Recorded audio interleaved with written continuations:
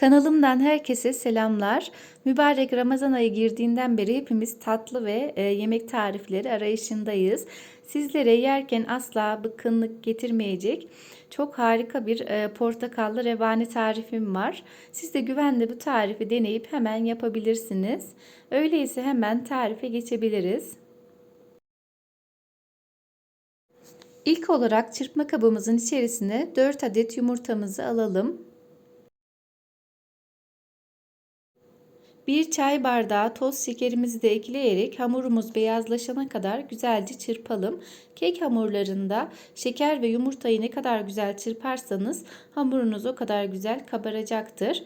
1 çay bardağı sıvı yağımızı da ekliyoruz. 1 su bardağı yoğurdumuzu, 1 su bardağı irmiğimizi,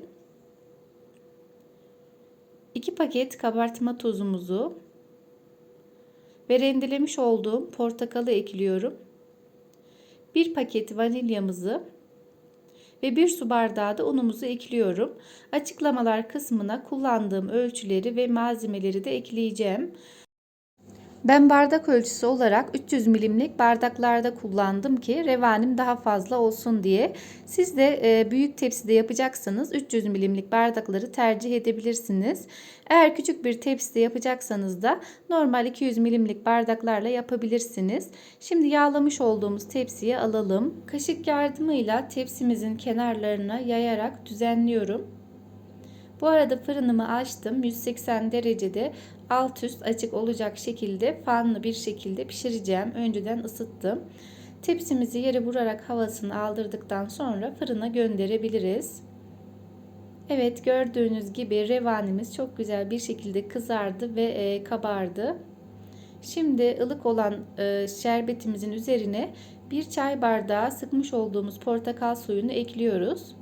Revanimiz de fırından çıktı. İlk sıcaklığı geçtikten sonra hemen şerbetimizi üzerine döküyoruz. Yani şerbetimiz ılık, revanimiz ise fırından çıktıktan bir 2-3 dakika hemen sonrasında. Zaten şerbetimizi hemen çekecektir. Portakal kabuğu ve portakal suyunun verdiği aroma ile birlikte harika bir tatlı yiyeceksiniz. Buna emin olabilirsiniz. Tarifimi güvenle kaydedip deneyebilirsiniz.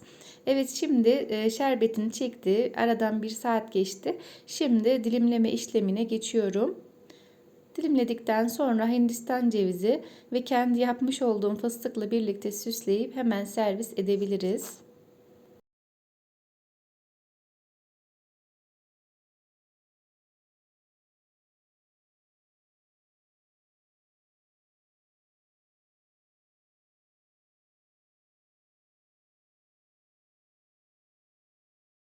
Evet, sünger gibi yumuşacık ve portakallı revanimiz hazır.